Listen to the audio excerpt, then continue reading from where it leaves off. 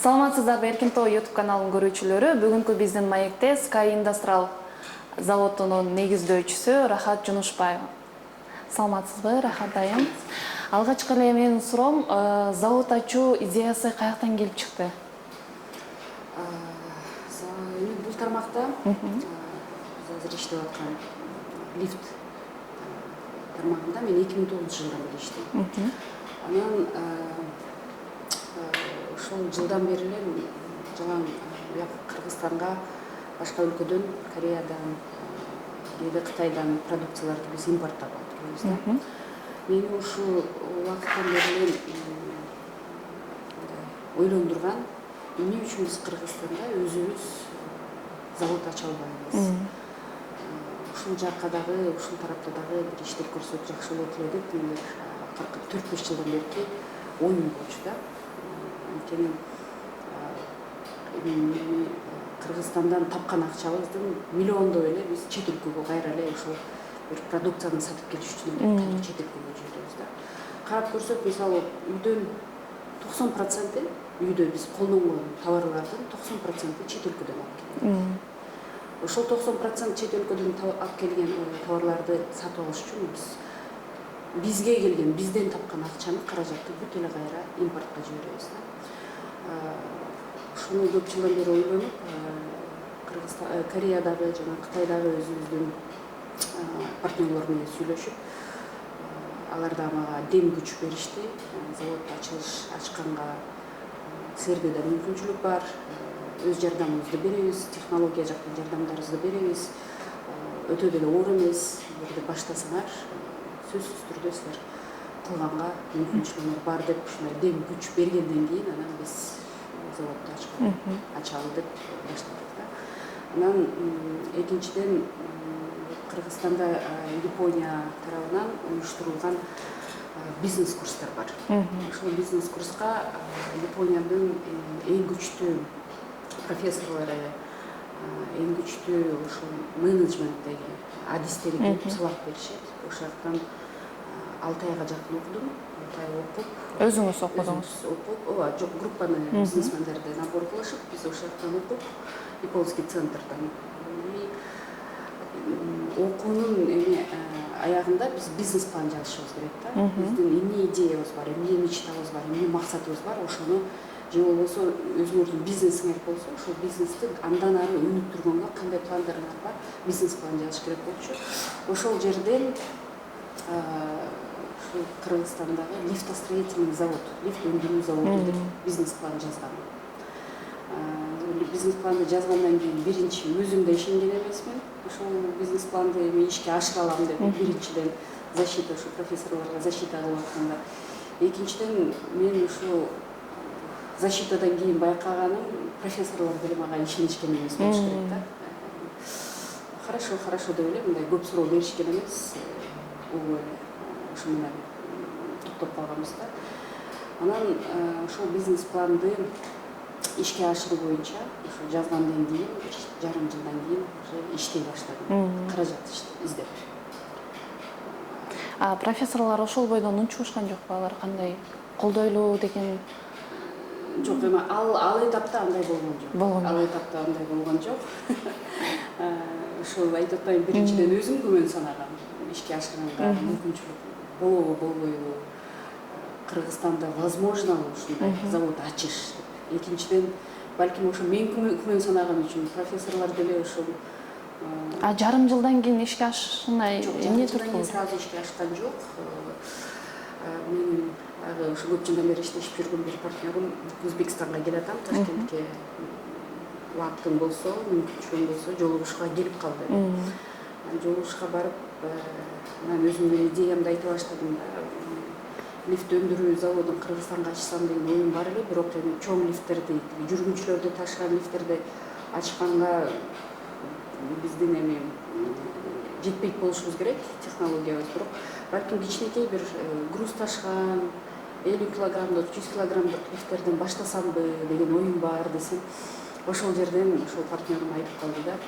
Эми 100 килограмм ташыган лифт менен жүргүнчү ташыган лифттин чоң деле айырмасы жок, сен билесиң өзүң.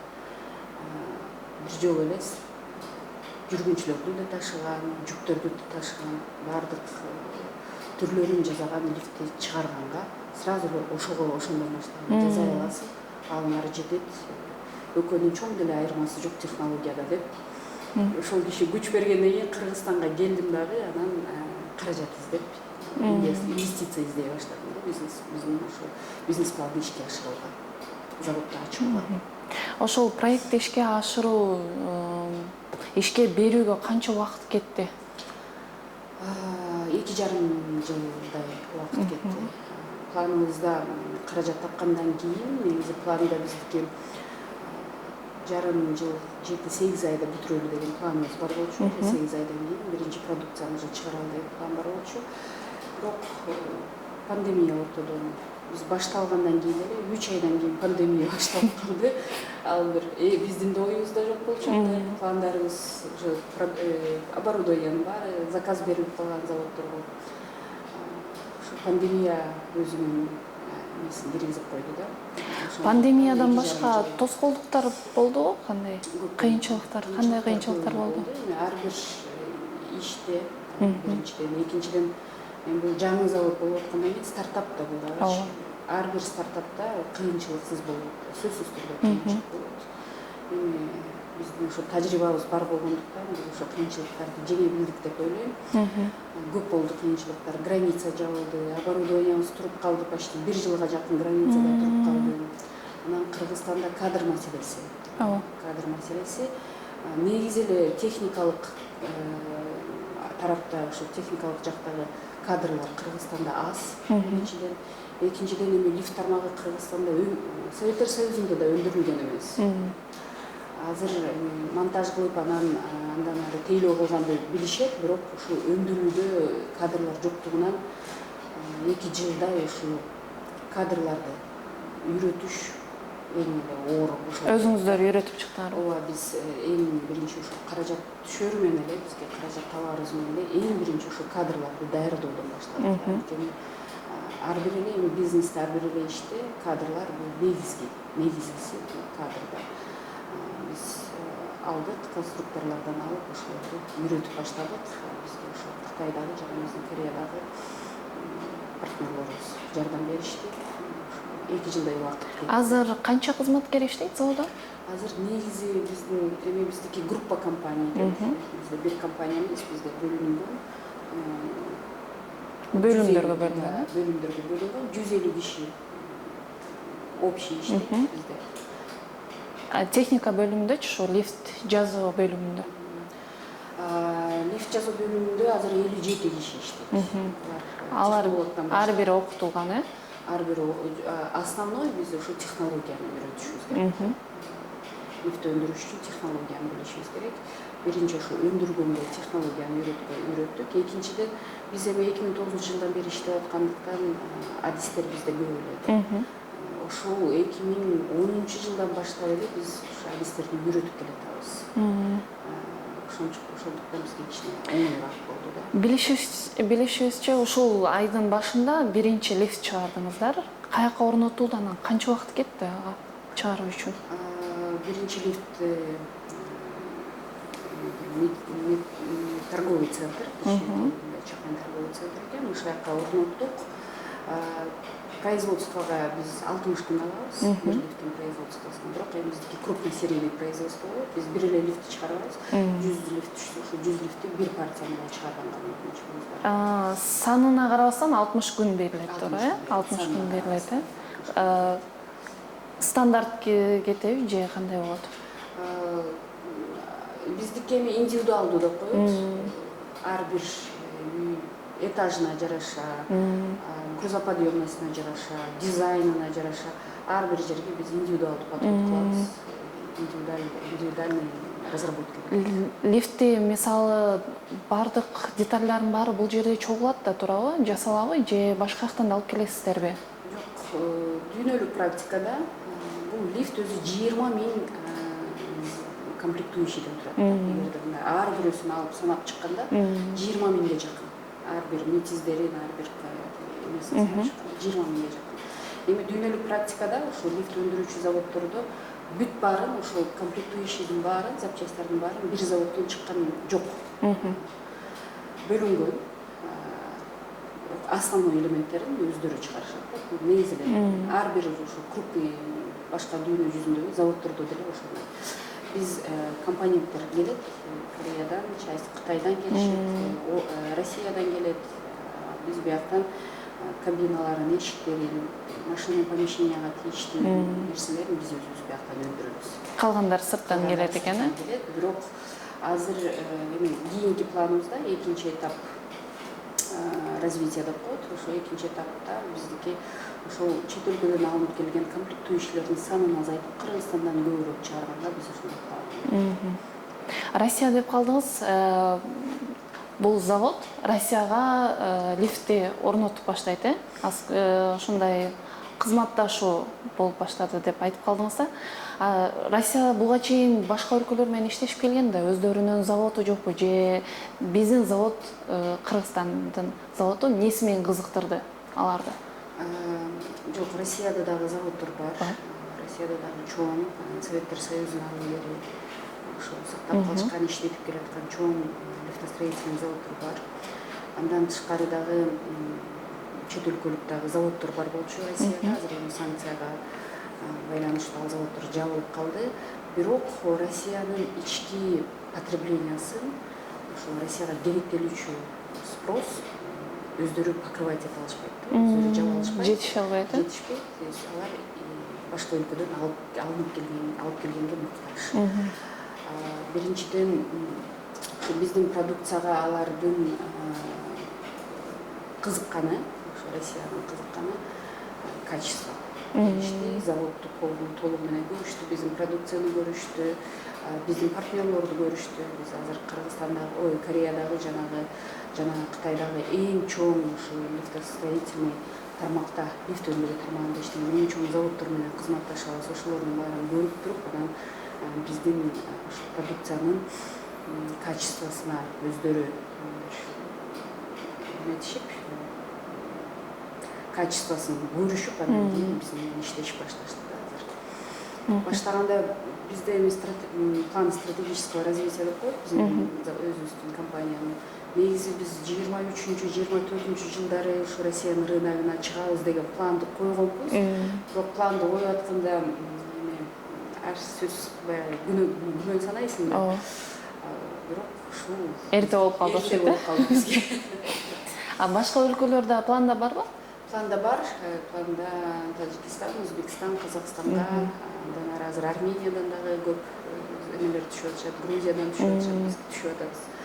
Запростор уже көбүрөөк түшүп атат. Россияда ошо жаңылыктар, ошо жаңылыктарда Кыргызстанда лифт заводу ачылыптыр. Жакында ошо Россияга дагы поставка башталат дегенден кийин бизге запростор башка өлкөдөн да көп түшүп башташты. Ошо жаңылыктардан угуп эле кызматташалы деп байланышып атыптыр да. Негизи ошо завод ачуу, негизи эле лифт заводун эмес, башка заводдорду ачуу Кыргызстанга да ачуу мындай кыйынбы? Мындай ачса болобу? Башка тармактарды деле. Биздин мисалда биз ушуну далилдедик десек болот да. Ачса болот экен да. Көз коркот, бирок кол жасайт деген бар го. Биз да башында коркконбуз. Мүмкүнбү ушул депчи. Өмүрү Кыргызстанда, Советтер Союзунда дагы Кыргызстанда лифт өндүргөн эмес депчи. Анан биз кантип ушуну чыгара алабыз деп, тем более бул лифттер деген опасный производственный объект деп коет. Ошолорго относится, көзөмөлдө.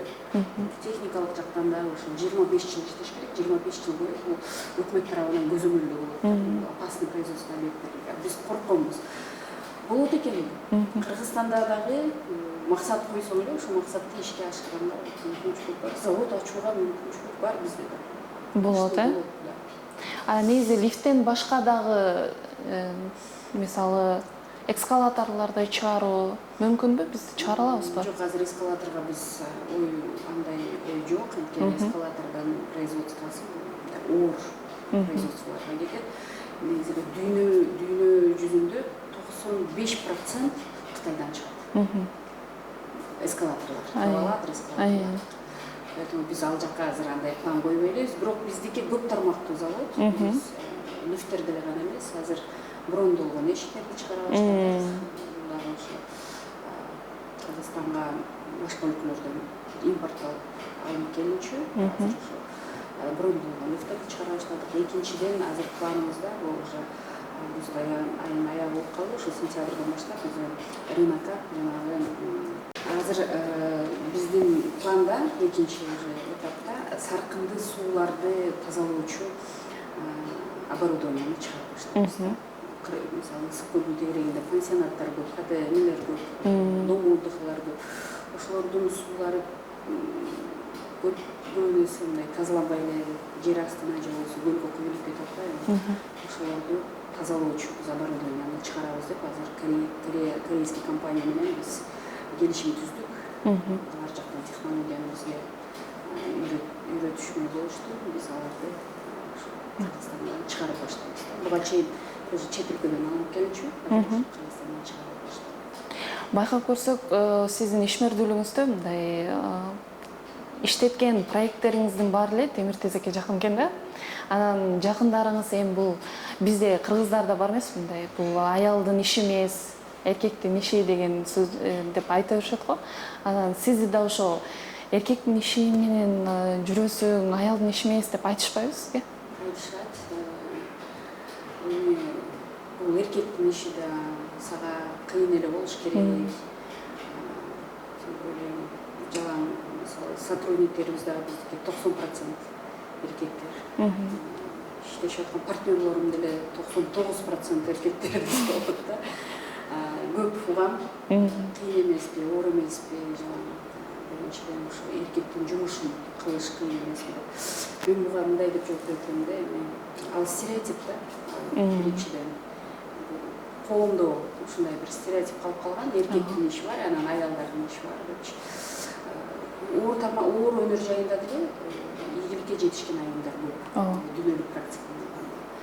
Бул биздин башыбыздагы эле өзүбүздүн эле бир ограничение. Эгерде кааласаң, сен любой тармакта ийгиликке жетише аласың. Главное, сен ошо алдыңа койгон максатың өзүңдүн каалооңда. Мындай бул эркектин иши, бул аялдын иши, сен бул эркектин тармагы, эркектердин тармагында сен ийгиликке жете албайсың деген бул жоң гана стереотип, анан өзүбүз койгон бир ограничение. Партнерлоруңуз башында кандай кабыл алышчу эле сизди? Да, эң башында эркек жокпу компанияларда. Эмне эркек болсо ала келбейсиңер, биз техникалык жактан өзүбүздүн суроолорубуз бар эле. Ошолорго да биз жооп алабыз келет депчи. Күмөн санашчу. Билеби, бул тармакты билеби. Менин ошо кесипкөйлүгүмө күмөн санашчу. Анан баардык суроолоруңуздарды мага бере берсеңиздер болот. Мен баарына жооп берем дегенде суроо мындай кээ бир жолугушууларда атайын текшерүү гана болчу да. Билеби бул тармакты же билбейби? Бүт сурашчу. Анан баарына жооп алгандан кийин, уже андан кийин уже ишеним пайда болчу да. Бул эми башында бир 3-4 жыл ошондой болду. Азыр эми Кыргызстандын эмеси бизнес средасы, бизнес чөйрөсү чакан эле, Кыргызстан өзү деле өтө чоң эмес. Уже билишет, что бул тармакта мен өзүмдүн билимим бар экенин, профессионал экенимди билишет. Уже азыр андай недоверие азыр андай жок. Башында көп болгон. Негизи бизнес ачууда акча керекпи же идея эле жетиштүүбү? Биринчи идея. Негизи бизнесмендер бул жаратмандар да. Бизнестерде жаратмандык. Ар бир жаратмандык бул идеядан баштайт. Идеяң болбосо, акчаң болсо деле сен ошо акчаңды топтоп алып отура бересиң. Биринчи идея. Экинчиден эми бизнесте сөзсүз түрдө акча болушат. Акчаң жок, сен ал идеяңды продвигать кыла аласың. Бирок биринчи орунда идея турат. Идеяң болсо, ошол идея сени астыга токтотот. Эми Кыргызстанда ишкерлердин көбү саясатка умтула беришет да. Анан билишибизче сиз дагы 2021 жылы саясатка аттандыңыз эле. Анан ошо көбү бизде коомдо ошентип айтылып калганда, ишкерлер өзүнүн бизнесин сактап калуу үчүн саясатка барат депчи. Буга кандай дейсиз? Ошондой коомдо ошондой мысль да, ой да. Ойлор. Коомдо ошондой Пикирлер. Пикирлер бар. Бирок мен ал пикир менен согласна болбойм. Келише албайм. Кошула албайм. Коомдо андай пикирлер бар, көп айтылат, бирок мен ал пикирге кошула албайм. Бизнесмендер эмне үчүн мисалы ошо саясатка дебейин, депутаттыкка барышат да. Эң биринчиден мен 15 жылдык бизнесте тажрыйбам бар.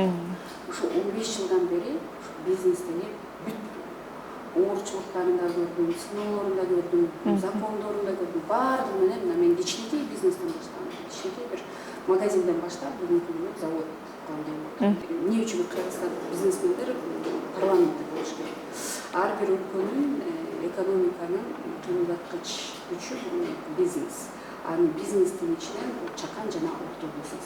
Эгерде өлкөдө чакан жана орто бизнес жакшы өнүккөн болсо, бул экономиканы негизинен өлкөнү өнүгүүгө апарат да. Өнүккөн өлкөлөрдү карасак, экономиканын 70%-ин ошо чакан жана орто бизнес түзөт. Чакан жана орто бизнес, жумуш орундары, отчислениялары, көп ушу социалдык коомдогу социалдык проблемалар чакан жана орто бизнес аркылуу чечилет. Кыргызстанда ошо чакан жана орто бизнести өнүктүргөн мыйзамдар аз, программалар аз. Негизи эле бизнести өнүктүргөн программалар аз, мыйзамдар аз, недоработанный закондор да көп да.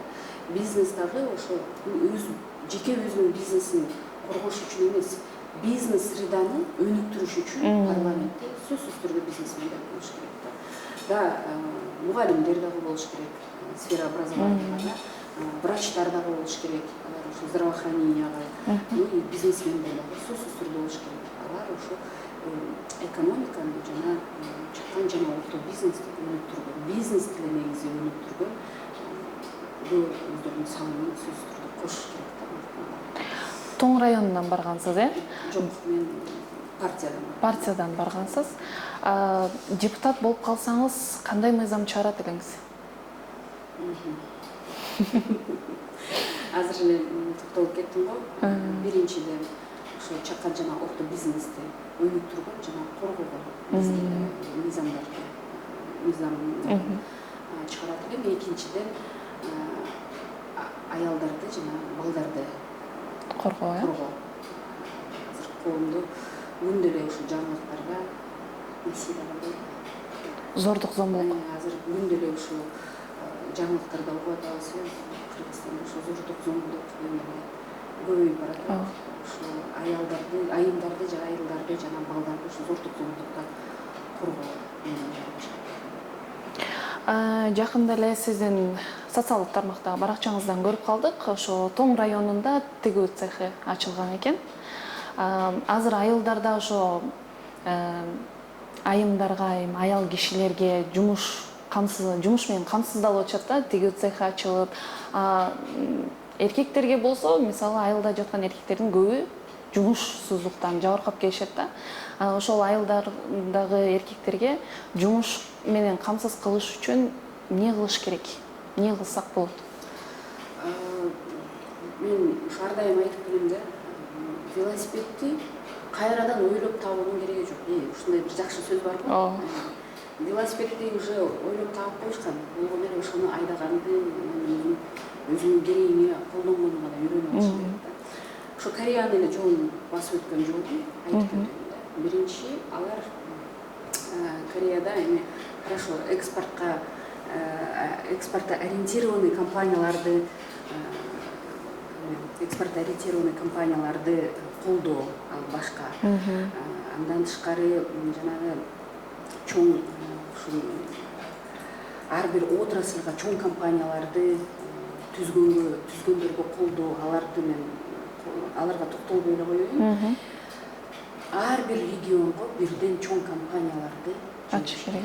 Мисалы, Hyundai компаниясына бир область алган. Ошол областьте ал Hyundai барып машиностроительный завод ачты. Ошол жерге барып судостроительный завод ачып атат, металлопрокатный завод ачып атат, судостроительный завод ачып атат да. Бир областы Samsung мисалы. Ал мисалы Samsung'тун Нарында барып Samsung электротехниканы ачып атат да, производство. Бизде дагы ошондой шарттарды СЭЗдерди эле түзүш керек да. Ар бир регионго СЭЗдерди түзүш керек. Ошол СЭЗдерге ишкерлер барып технопарктарды СЭЗдерди ачыш керек да. Ошол технопарктын СЭЗдерге ишкерлер барып өзүнүн заводдорун, өзүнүн фабрикаларын ачканга шарттарды түзүп берип жана колдоо көрсөтсө эле региондор өнүгөт да. Биздики централизованный болуп эле Бишкек жана Ош, Бишкек менен Оштун тегерегинде болот да. А региондорубуз унутулуп калып атат да. Азыр 30 жылдан бери мисалы биздин ушу Тоң районун алганда 30 жылдан бери бир дагы бир завод, фабрика, чакан ишкана менен ачылып турат.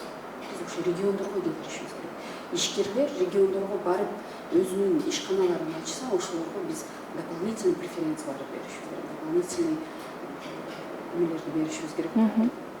Поддержкаларды беришибиз керек. Ошондо анан ишкерлер барып региондорго барат. Бизде дагы эми Токмокто, Сокулукта заводдор бар да, завод фабрикалар иштеп атат да. Бирок ошол жергиликтүү тургандар заводдун жабылсын деп, алардын иштешине деле каршы чыгып атпайбы? Бул эмне себептен? Же билим жетишсиздигиненби, же кандай? Түшүнүк иштери, ушу жергиликтүү орган жактарынан жакшы жүргүзүлбөгөн. Ооба, кээ бир эле ошо караңгылыктан эле билбегендиктен деле биз бербейбиз, жер бербейбиз, бизде салбасын, биздин мунубузду алып коет, тигинибизди алып коет деген бир коркунуч сезим менен түшүнбөстүктөр пайда болуп атат. Ушу жергиликтүү органдар, жергиликтүү жана местный администрация эл менен мындай жакшы разъяснительный иштерди алып барыш керек, түшүндүрүш керек, жеткизиш керек. Эгерде ошол ишкана ачылса, канча деген иш орундары түзүлөт. Мультипликативный эффект деген бар экономикада да. Бир ишкана ачылса, ошол ишкананын аркасынан дагы бир 20-30 ишкана ачылат. Ошол ишкананы ээлеген столовый ачылат, кондитерский ачылат, бала бакча ачылат, туурабы? Логистический же транспортный компаниялар ачылат. Ошол мультипликативный эффектти билишпейт да, билишпейт. Бир эле ишкананы карап атышат. Ошол бир ишкананы мисалы 100 кишиге түзүлсө, 100 кишинин аркасынан дагы 100 кишиге жумуш орун. Ушундай түшүнүк, разъяснительный работаларын местный администрация жактан көбүрөөк болуш керек. Бизде да мындай чет өлкөлөрдө даже Америкага чейин барып окуп иштеп, ошол жакта чакан бизнестерди ачкан мекендештерибиз көп да. Анан Кыргызстанга келип бизнес ачпайсыздарбы деген суроого, жок, Кыргызстанда бизнес ачуу кыйын деп айтышат да. Ошондойбу? Мен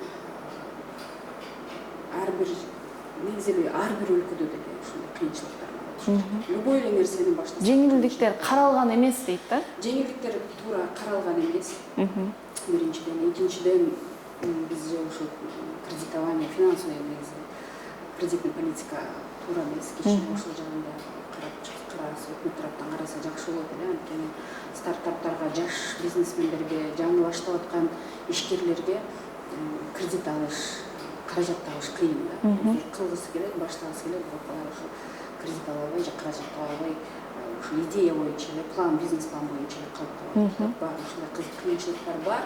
Ал жакта иштеш керек, көп иштерди кылыш керек ал жакта.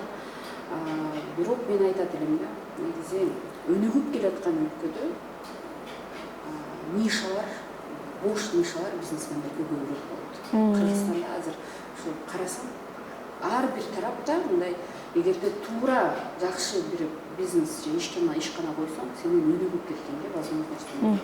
Өнүккөн өлкөдө кичине кыйыныраак болуш керек да, ал жакта уже нишалар толуп калган.